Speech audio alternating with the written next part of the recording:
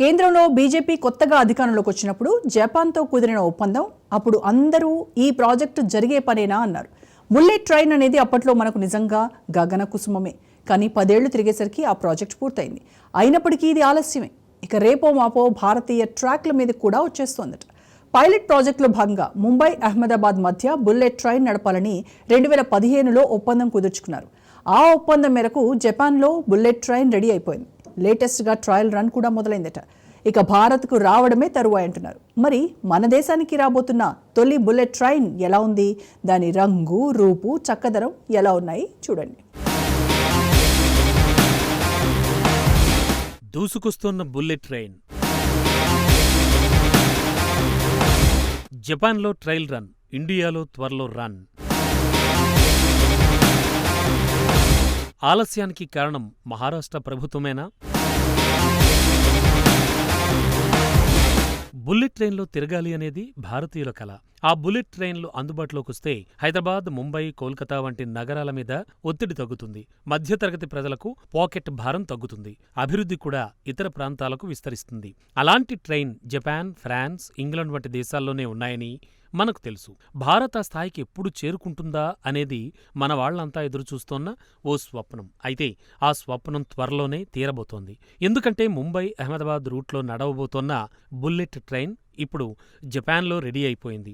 అక్కడ trial run కూడా నడిపించారట. మరి దాని హొయ్యలు లయలు ఎలా ఉన్నాయో చూడండి. భారతదేశం తొలి బుల్లెట్ ట్రైన్ జపాన్లోని షింకాన్సెన్లో రూపుదిద్దుకుంది. Mumbai Ahmedabad high speed rail corridor అనేది భారతదేశ తొలి బుల్లెట్ ట్రైన్ ప్రాజెక్టుగా అందరి దృష్టిని ఆకర్షించింది. 2015లో భారత్, జపాన్ మధ్య దీనిపై ఒప్పందం కూడా కుదిరింది. 508 కిలోమీటర్ల కారిడార్ ముంబైలోని బాంద్రా కుర్లా కాంప్లెక్స్ నుంచి అహ్మదాబాద్లోని సబర్మతి వరకు ఉంది. గంటకు 320 కిలోమీటర్ల వేగంతో ఆ రెండు పట్టణాల మధ్య ప్రయాణ సమయాన్ని కేవలం 2 గంటల 7 నిమిషాలకు తగ్గిస్తుంది. 2017లో ప్రధాని మోడీ, జపాన్ అప్పటి ప్రధాని షింజో అబే ఈ ప్రాజెక్టుకు శంకుస్థాపన చేశారు. ఇది భారత్, జపాన్ స్నేహ సంబంధాలకు కూడా చిహ్నంగా నిలిచింది. జపాన్లోని షింకాన్సెన్లో బుల్లెట్ ట్రైన్ ట్రయల్ రన్ ప్రారంభమైందని తెలుస్తోంది. అయితే జపాన్లో జరుగుతోన్న ఈ ట్రయల్ రన్లు భారతీయ ట్రాకులకు అనుగుణంగా సవరించడానికి, భారత్లో 2026లో జరగబోయే ట్రయల్ రన్లకు సన్నద్ధం చేయడానికి ఉద్దేశించినవిగా తెలుస్తోంది. ముంబై అహ్మదాబాద్ హైస్పీడ్ రైల్ కారిడార్ను national high speed rail corporation limited NHSRCL అమలు చేస్తోంది. ఇది భారత రైల్వే మంత్రిత్వ శాఖ అనుబంధ సంస్థ.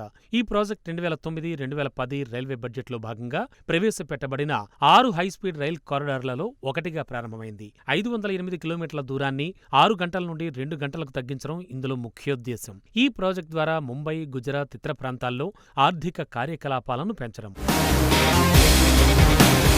ఇక ముంబై అహ్మదాబాద్ మధ్య ఈ ప్రాజెక్టులో 12 స్టేషన్లుంటాయి. ముంబై, థానే, విరార్, బోయిసర్, వాపి, బిలిమోరా, సూరత్, భరూచ్, వడోదరా, ఆనంద్, అహ్మదాబాద్, సబర్మతి. ఈ బుల్లెట్ ట్రైన్ ప్రాజెక్టులో 2 రకాల సర్వీసులు అందుబాటులో ఉంటాయి అంటున్నారు.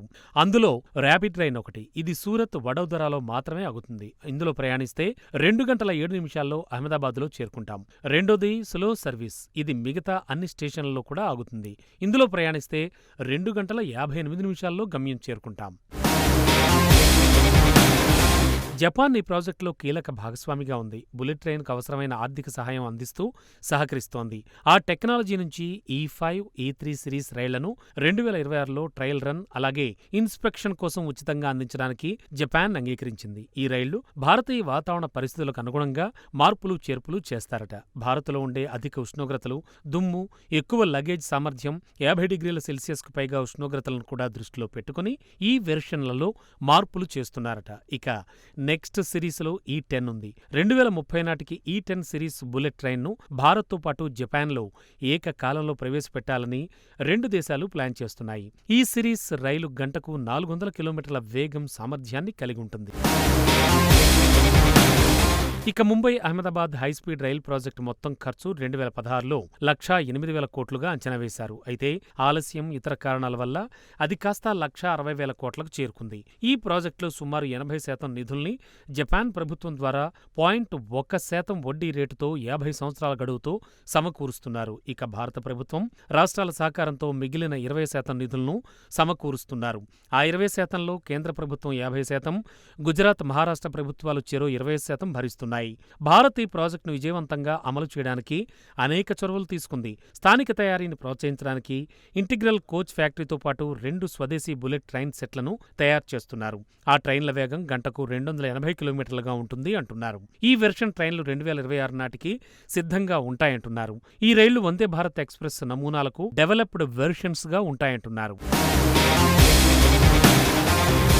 2024 జనవరి నాటికి మొత్తం భూమి సేకరణ పూర్తయింది. నిజానికి ఈ ప్రాజెక్టు ఆలస్యం కావడానికి భూసేకరణే కారణంగా చెప్తున్నారు. పాల్ఘర్, థానే జిల్లాల్లోని గిరిజన సంఘాలు, రైతులు భూసేకరణకు వ్యతిరేకంగా నిరసనలు చేపట్టారని చెబుతోన్నా ఈ ప్రాజెక్టు ద్వారా బీజేపీ ప్రభుత్వానికే క్రెడిట్ దక్కుతుందన్న ఉద్దేశంతో మహారాష్ట్ర ప్రభుత్వం కావాలనే భూసేకరణకు మోకాలడ్డిందన్న విమర్శలు వినబడ్డాయి. గ్రామ సభల అనుమతి లేకుండా భూసేకరణ జరిగిందని వాదించారు. 2018లో 61 గ్రామాలు సమ్మతించినప్పటికీ మిగిలిన 43 గ్రామాలు వ్యతిరేకంగా నిలిచాయి. అప్పటి ఎంవీఏ సర్కార్ ఈ ప్రాజెక్టును గుజరాత్కు ఎక్కువ ప్రయోజనం చేకూర్చే ప్రాజెక్టుగా భావించింది. ఎందుకంటే 352 కిలోమీటర్ల మార్గం గుజరాత్లో ఉండగా మహారాష్ట్రలో కేవలం 156 కిలోమీటర్లు మాత్రమే ఉంది. ఇక భూసేకరణకు సంబంధించిన చట్టపరమైన ప్రక్రియలు, గ్రామ సభల నుండి అనుమతులు పొందడం, పరిహార చెల్లింపుల్లో సమస్యలు వంటి కారణాలు ఆలస్యానికి దోహదపడ్డాయన్న అభిప్రాయాలు వినబడుతున్నాయి. గతేడాది మే నాటికి ప్రాజెక్టు మొత్తం 44% పూర్తయింది. గుజరాత్లో 53%, మహారాష్ట్రలో 25.6% పనులు పూర్తయ్యాయి. 255 కిలోమీటర్ల వయాడక్ట్ నిర్మాణం కూడా పూర్తయింది. తొలుత 2023 నాటికి ట్రైన్ దూసుకెళ్లాలని గడువుగా నిర్ణయం తీసుకున్నప్పటికీ ఆలస్యాల వల్ల 2026లో సూరత్, బిలిమోరా మధ్య ట్రయల్ రన్లు నిర్వహించాలనే ప్లానింగ్తో పనులు శరవేగంగా నడుస్తున్నాయి. ఇక 2027 నాటికి గుజరాత్లో పాక్షిక కార్యకలాపాలు, 28 నాటికి పూర్తి కారిడార్ అందుబాటులోకి వస్తుందంటున్నారు. మొత్తానికి వందే భారత్ రైళ్ల వేగాన్ని మించి జపాన్లో తయారైన బుల్లెట్ ట్రైన్లు అతి త్వరలోనే ముంబై, అహ్మదాబాద్ మధ్య పట్టాలు ఎక్కడం ఖాయంగా కనిపిస్తోంది.